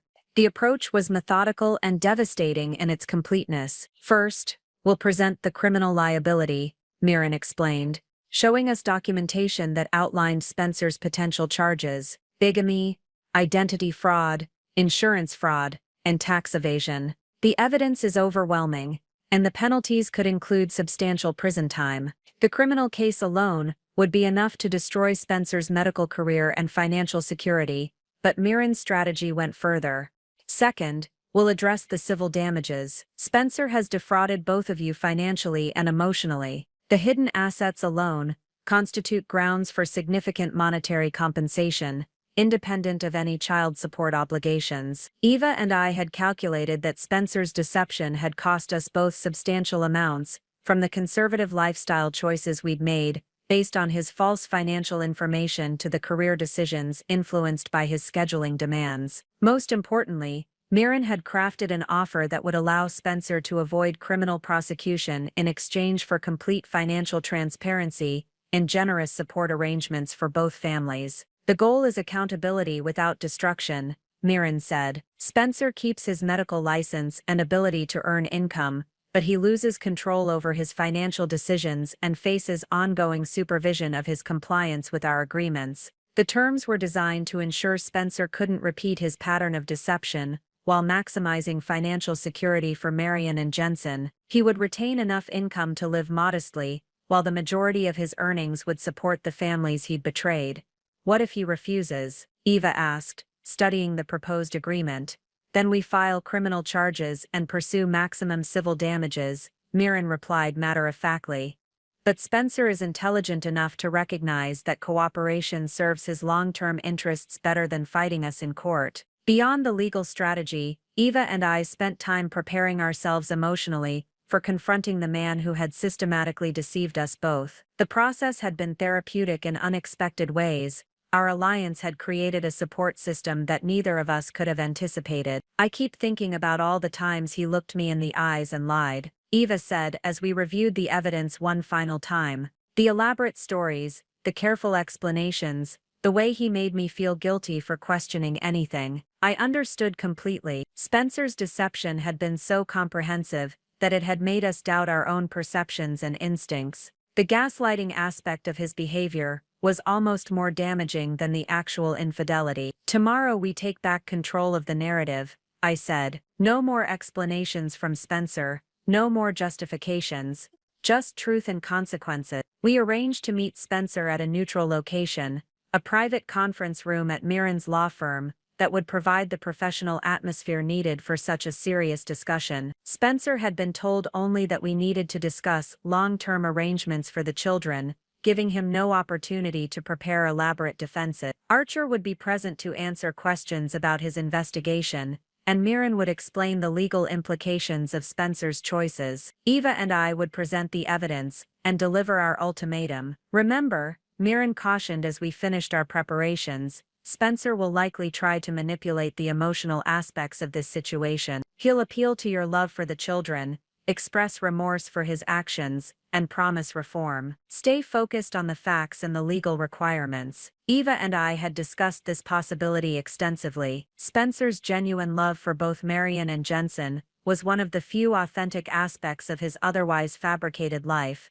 and we expected him to use that authenticity to deflect from his other deceptions. I spent that evening with Marion, holding him while he slept and thinking about how dramatically his life was about to change. Tomorrow his father would be exposed as someone fundamentally different from the man I'd believed I'd married. But Marion would also gain financial security and protection from future deception. Eva was going through a similar process with Jensen, who at 3 years old would be more immediately affected by the disruption to his daily routine. We'd agreed that maintaining stability for both children would be our primary concern regardless of how Spencer responded to our confrontation. As I prepared for bed, I reflected on how much I'd changed since discovering Spencer's betrayal. The woman who had once trusted completely and questioned nothing had been replaced by someone who verified information, demanded transparency, and refused to accept convenient explanations for suspicious behavior. Tomorrow would be the culmination of weeks of investigation and preparation. Spencer's carefully constructed double life was about to collapse,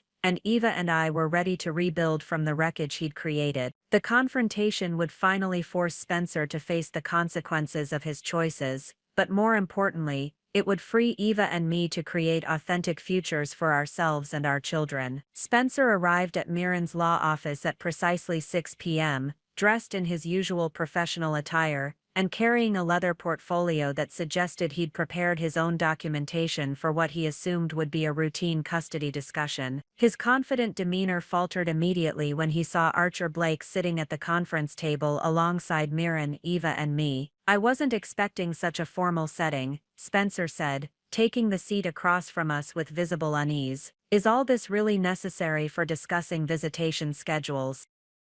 "This isn't about visitation schedules, Spencer," I replied, my voice steady, despite the adrenaline coursing through my system.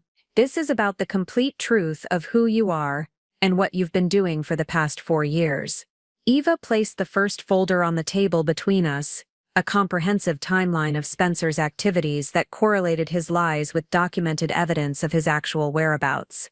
"We know everything, Spencer, about your real job, your hidden finances, your history in San Francisco, and your plans to disappear if your deception was discovered." Spencer's face went through a rapid series of expressions as he processed our words. The confident man who had walked through the door was replaced by someone who clearly understood that his carefully constructed world was collapsing. "I can explain all of this," he began, reaching for the folder, but Mirren interrupted him. "Mr. Martinez Hartwell, before you say anything, I need to inform you that you're facing potential criminal charges for bigamy, identity fraud, insurance fraud, and tax evasion.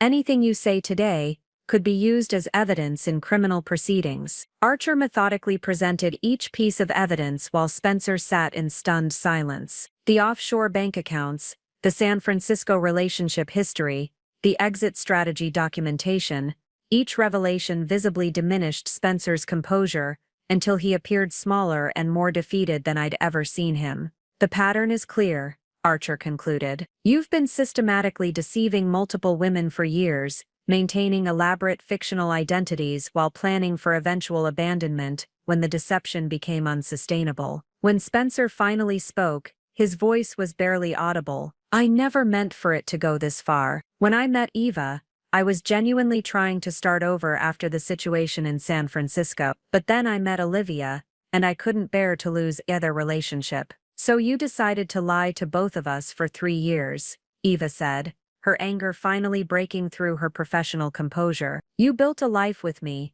moved in with my son, became his father figure, all while maintaining a completely separate marriage and family. Spencer looked directly at Eva, then at me, his eyes filled with what appeared to be genuine remorse. I love both of you, I love both children. I know that doesn't excuse what I've done, but it's the truth. Mirren placed the final document on the table, a comprehensive agreement that would resolve all legal and financial issues, while allowing Spencer to avoid criminal prosecution. You have 2 choices, she said formally. Sign this agreement, which requires complete financial disclosure, supervised access to your children, and substantial support payments to both families. Or we file criminal charges tomorrow morning and pursue maximum civil damages through the courts. Spencer studied the agreement for several minutes, his hands shaking slightly as he read through the terms. The document would essentially place him under financial supervision for the next 15 years, while ensuring both Marion and Jensen received substantial support through college. This leaves me with almost nothing, he said quietly. You chose to support 2 families, I replied.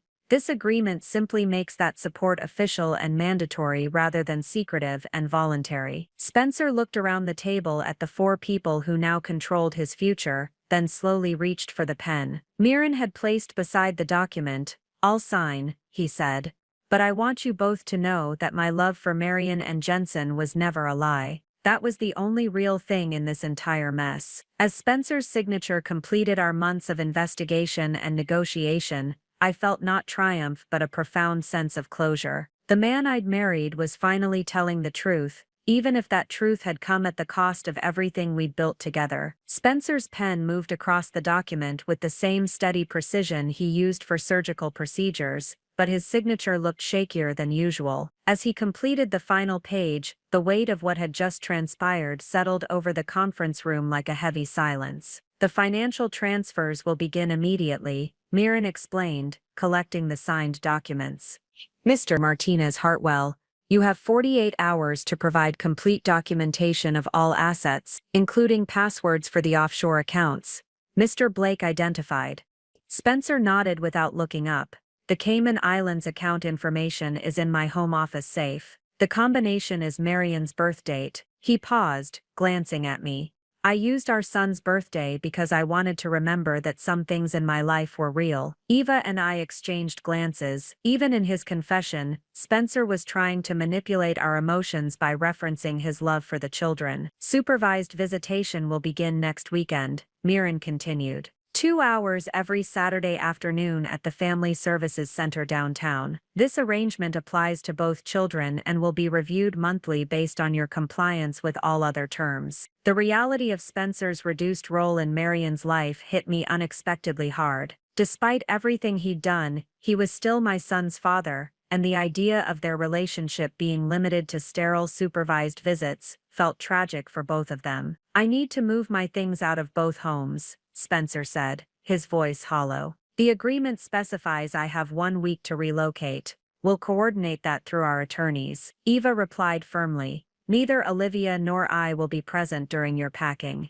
We'll arrange for neutral parties to supervise and ensure you only take personal belongings. Spencer had already secured a small apartment near the hospital where he worked, a modest 1-bedroom space that represented the dramatic reduction in his lifestyle. His hidden wealth would now go toward supporting the families he'd deceived rather than funding his elaborate double life. What about telling the children? He asked, addressing the question both Eva and I had been dreading. Jensen already knows something has changed, Eva said. I've told him that you and I won't be living together anymore, but that you'll still see him regularly. I haven't explained the details, and I won't until he's older. Marion is too young to understand, I added. When he asks about his father, I'll tell him you live in a different house now, but that you love him very much." Spencer's eyes filled with tears, the first genuine emotion he'd shown since signing the agreement. "They didn't deserve any of this disruption."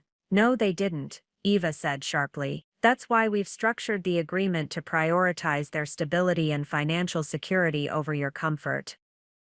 "What about my medical practice?" Spencer asked Mirren. "Will this become public?" "As long as you comply with all terms of the agreement, we won't pursue criminal charges," Mirren confirmed. "However, you're required to inform your department head at Oregon Health Sciences University about your change in family circumstances. Hospital administration needs to know about any legal issues that might affect your professional responsibilities." Spencer would likely face internal disciplinary action from the hospital, though his medical license would remain intact as long as he avoided criminal conviction. His reputation in the medical community would suffer, but he would retain the ability to practice and earn income. As the meeting concluded, Spencer gathered his things slowly, clearly reluctant to leave and face the reality of his dramatically altered life. At the door, he turned back to Eva and me one final time. "I know you'll never forgive me," he said quietly. "But I hope someday you'll believe that my love for Marion and Jensen was genuine, even if everything else was a lie." Neither Eva nor I responded. We watched Spencer walk to his car, load his briefcase and drive away from the life he'd constructed through years of systematic deception. "How do you feel?" Eva asked, as we stood in the law office parking lot. "Empty," I replied honestly. "Not angry anymore, not sad exactly, just empty." Eva nodded. "I think that's normal. We've been running on adrenaline and anger for weeks. Now that it's over, there's space for all the other emotions we haven't had time to process. We'd won a complete victory. Spencer had accepted all our terms without negotiation, agreed to comprehensive financial support, and would face ongoing supervision to prevent future deception. But victory felt more like exhaustion than triumph. The most difficult part was just beginning, rebuilding our lives and helping our children navigate the aftermath of their father's choices. The autumn morning light streamed through the kitchen windows of my new house, a cozy craftsman-style home in Seattle's Wallingford neighborhood that I'd purchased with my share of Spencer's financial settlement. Marion, now 1-year-old, sat in his high chair methodically demolishing banana slices while babbling contentedly to himself. My phone buzzed with a text from Eva. "Flight lands at 2 p.m. Jensen is so excited to see his little brother." This had become our new tradition. Monthly visits where Eva and Jensen would fly to Seattle, or Marion and I would travel to Portland. What had begun as a legal necessity to maintain the boys' sibling relationship had evolved into something neither Eva nor I had expected, a genuine friendship built on shared experience and mutual respect. "Your big brother is coming today," I told Marion, wiping banana from his chin. "Uncle Jensen always brings you new books." The language we developed around the boys' relationship was carefully chosen. Jensen was Marion's brother, but we called him Uncle Jensen to acknowledge their bond while avoiding confusion about their different family structures. Marion was too young to understand the complexity, but as he grew older, Eva and I were committed to explaining their connection honestly, but age-appropriately. Spencer's scheduled visit with Marion was set for the following Saturday. These monthly encounters had settled into a predictable routine. Spencer would arrive promptly at the Family Services Center, spend 2 hours playing with Marion under supervision, and leave without incident. He'd never missed a visit or violated any terms of our agreement. "He's a different person during these visits,"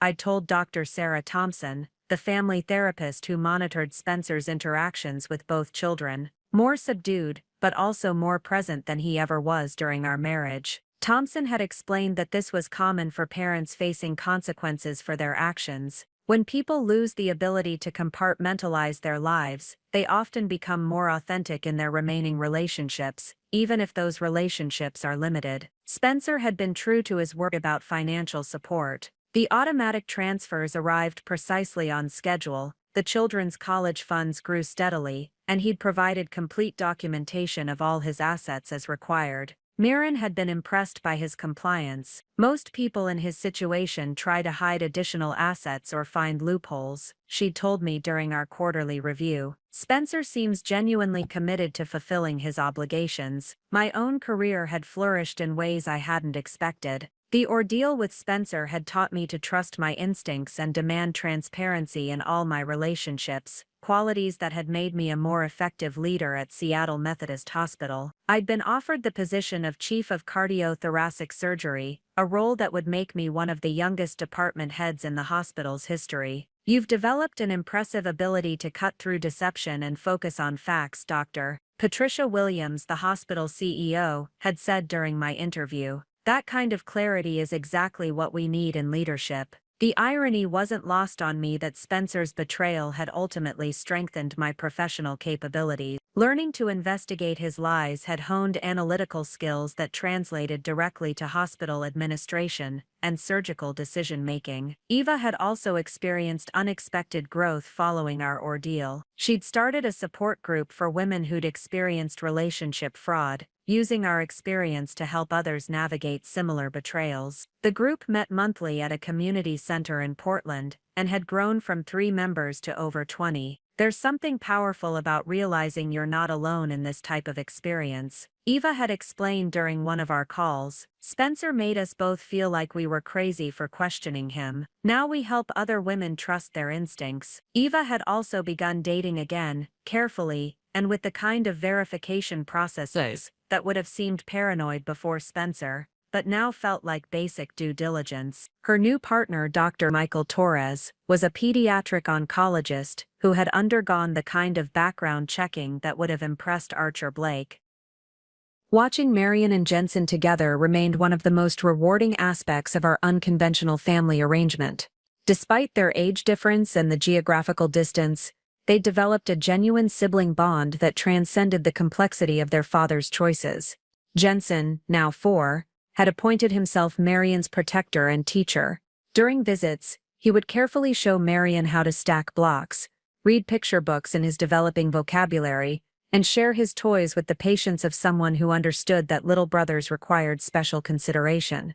"They have the same laugh," Eva observed during our most recent visit, watching the boys play together in my living room, "and the same way of concentrating when they're figuring out how something works." The genetic similarities were undeniable, but more importantly, both boys were developing the kind of secure attachment that would serve them well regardless of their father's limited presence in their lives.